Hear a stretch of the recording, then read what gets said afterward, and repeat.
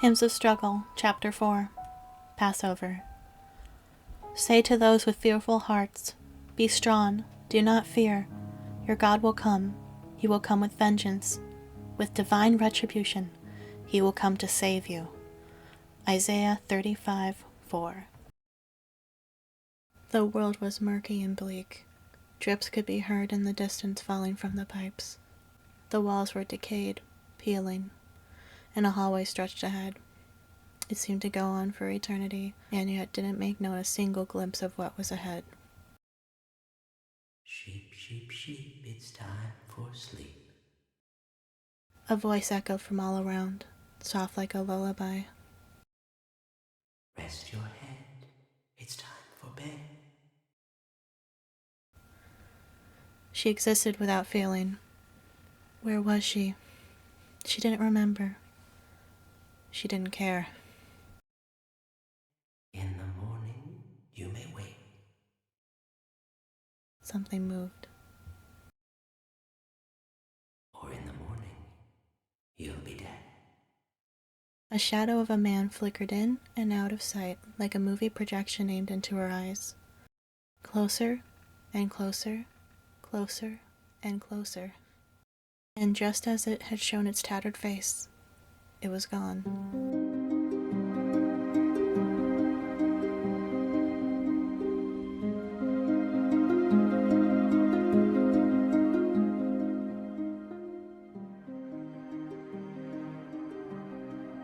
Something spewed from her mouth.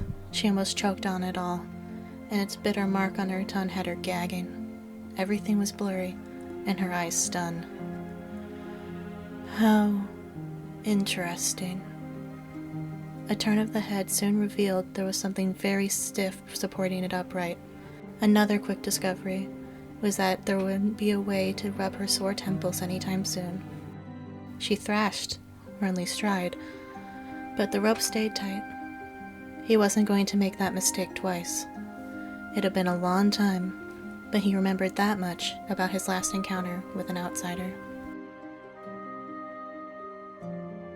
There was a pathetic, elongated moment where he observed her quiver and shake while she was tied to that post. Like a heap of wet papers in the wind. So much effort, but they couldn't break away. It made him chuckle, just for a moment, but it couldn't hide his anguish.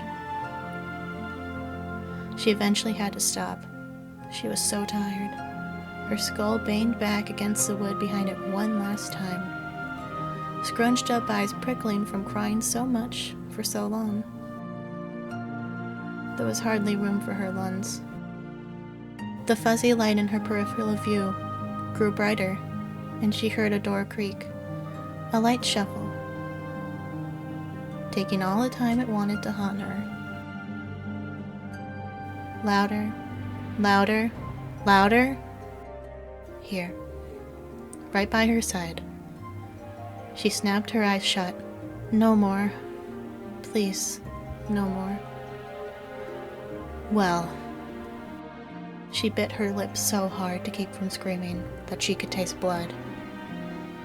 You're very fortunate. I suppose you already know that. Absolutely not. It seems like you may. She noticed the hatred in his voice, the venom. Have his favor. She sniffled. She felt this man, this thing, staring at her, watching her every move. It was excruciating, even more so than her stomach. Her eyes shot open and saw her clothes were covered with something sable and sticky. It was all over her skin. She felt it in her hair. She saw it in her wounds. A throbbing ache came from her gut, but she no longer felt the stab there, nor the hot rush that filled her body and numbed it. She was alive. She was alive. The drop in her stomach at this thought was almost enough to make up for the loss of pain. She shouldn't be alive. She couldn't understand a damn thing since she had closed the first door behind her, but she could understand that. So much for sacrifice. Still, There was refusal to meet his gaze, even as he hissed in her ear. It emanated disgust, loathing. Her heart beat so hard that its pulse twanged her wrist and flooded her ears. She wasn't sure what she did to slight this hellish creature, and it terrified her.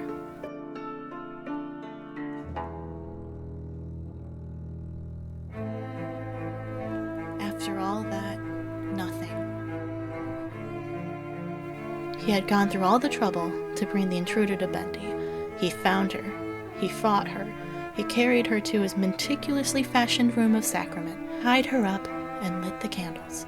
He saw the visions, his own skin again, as he stayed by her side while she took her dying breaths, waiting for his master to retrieve the offering, to set him free.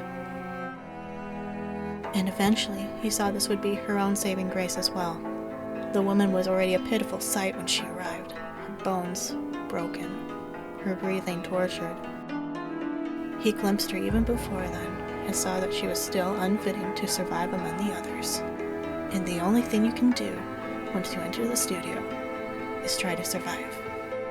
Even so, she was about to give, ready to give, his lord the most exalted, selfless sacrifice conceivable.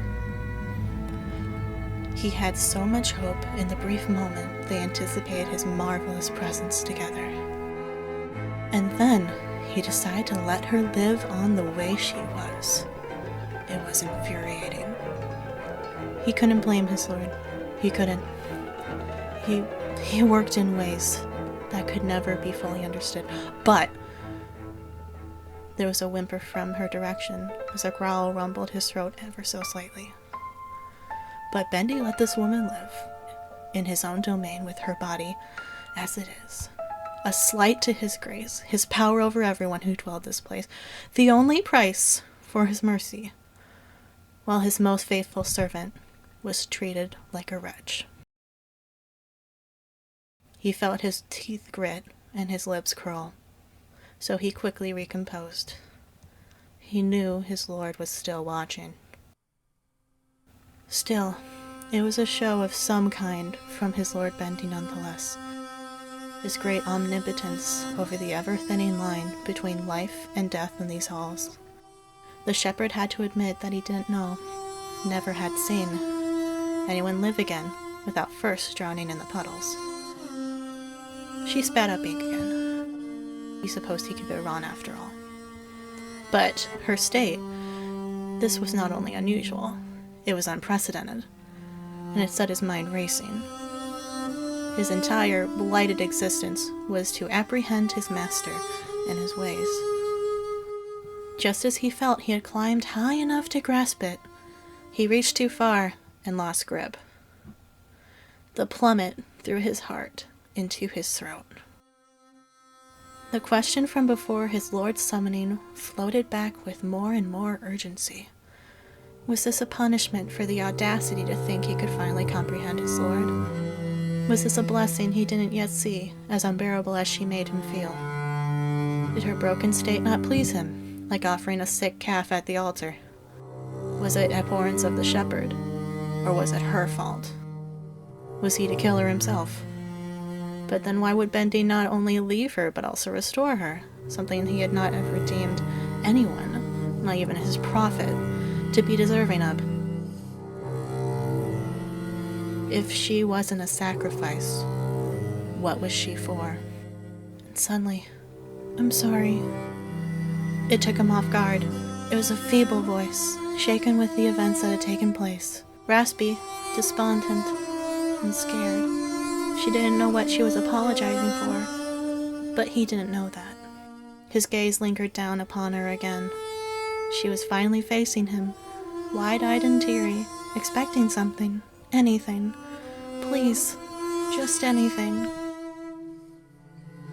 There was nothing that he could say with certainty to reply to that with, and it terrified him.